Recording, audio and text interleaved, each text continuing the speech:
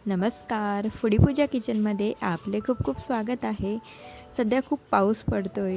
सर्दी खोकला होऊ नये म्हणून आपल्या आजी पणजीने ही शिकवलेली पारंपरिक रेसिपी आहे. ही रेसिपी कशी बनवायची चला आपण सुरुवात करूया. सर्वात आधी साहित्य बघून घेऊ. अर्धा वाटी गूळ इथे घेतला आहे, अर्धा वाटी खोबरं सुकं, 5 ते 6 वेलची इथे घेतली आहेत, एक दालचिनी, थोडंसं जायफळ, अर्धा चमचा लवंग, अर्धा चमचा मिरे, एक सुंठाचा तुकडा घेतला आहे मोठा. सर्वात आधी आपल्याला गॅसवर एक पॅन ठेवून त्यामध्ये खोबरं जे आहे ते हलकंसं भाजून घ्यायचं आहे. खोबरं भाजून घेतल्यामुळे या पाकाची चव अजूनच छान होते. कोरड्या खोबऱ्यामुळे आपली इम्युनिटी पॉवर चांगली राहते, संधिवातापासून आराम मिळतो, म्हणून या पाकामध्ये हे टाकले जाते. खोबरं भाजून झालेलं आहे. एका प्लेटमध्ये आपण हे काढून घेऊ. आता त्याच पॅनमध्ये आपल्याला अर्धा चमचा लवंग, अर्धा चमचा मिरे, 5 ते 6 वेलदोडे इथे आपल्याला टाकायचे आहे. एक दालचिनीचा तुकडा मी इथे घेतलेला आहे, तो आपल्याला थोडासा असा तोडून घ्यायचा आहे हातानेच. क्रश करताना आपल्याला ते इझी जाईल. हलकंसं याला आपल्याला 2 ते 3 मिनटं अगदी मंद आचेवर हलकंसंच भाजून घ्यायचं आहे. हे मसाले आपल्या या पाकामध्ये टाकल्यामुळे आपली इम्युनिटी खूप स्ट्रॉंग होते, सारखं आजारी पडत नाही, सर्दी खोकल्यापासून बचाव होतो. हे मसाले माझे भाजून झालेले आहेत, चेक करून बघितले, हलकेसे गरम झालेले आहेत. आता एका भांड्यामध्ये मी इथे अर्धा वाटीभर एवढा गूळ चिरून घातलेला आहे. त्यामध्ये मी 1.25 कप एवढं इथे पाणी ॲड करणार आहे. पूर्वी लोकांना ऋतूनुसार काय खावं काय प्यावं हे सर्व माहीत होतं, त्यामुळे हे आपण देखील फॉलो केलं पाहिजे. गूळ वितळू द्यायचा तोपर्यंत आपण आता सुंठ बारीक करून घेणार आहोत. इथे मी एक मोठा तुकडा सुंठाचा घेतलेला आहे, तो या खलबत्त्यामध्ये मी टाकून घेतलेला आहे. याची आपल्याला पावडर तयार करायची आहे. याला कुटून घ्यायचा. अगदी याचे मधला जो व्हाईट पोर्शन आहे तो दिसेपर्यंत हा मी इथे कुटून घेतलेला आहे. आता याची आपल्याला पावडर हवी आहे, त्यामुळे मी एका गाळणीमध्ये हे गाळून घेत आहे. याची आपल्याला अगदी पावडर अशी बारीक मिळेल. आपल्याला याची पावडरच लागणार आहे. सुंठामुळे सर्दी खोकल्यापासून खूप बचाव होतो, कफ देखील आपला कमी होतो. ही पावडर करून झालेली आहे माझी इथे. आता तोपर्यंत आपला गूळ इथे वितळला आहे की नाही चेक करून बघू. गूळ आपला पूर्ण वितळलेला आहे. आपल्याला आता याचा पाक करायचा नाही.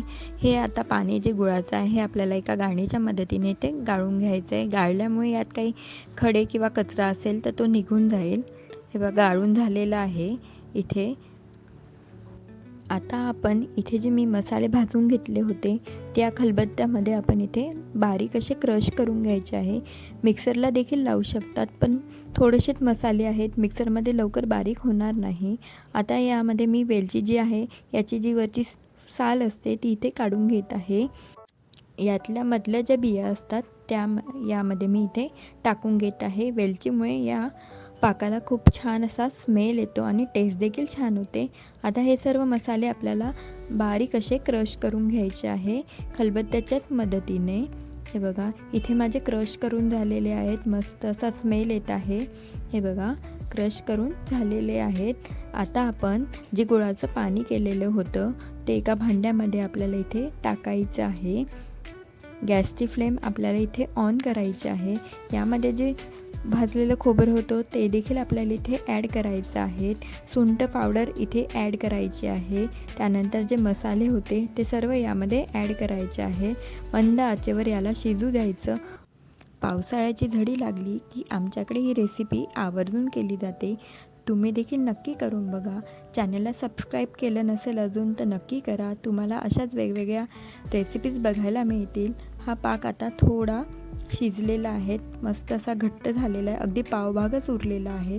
थोडासा असा स्टिकी लागतो हा पाक आपला रेडी झाला आहे. यामध्ये मी आता थोडंसं जायफळाची पूड इथे ॲड करत आहे. मस्त स्मेल येतो आहे जायफळ ॲड केल्यामुळे अजूनच मस्त. आता गॅसची फ्लेम आपल्याला इथे बंद करायची आहे.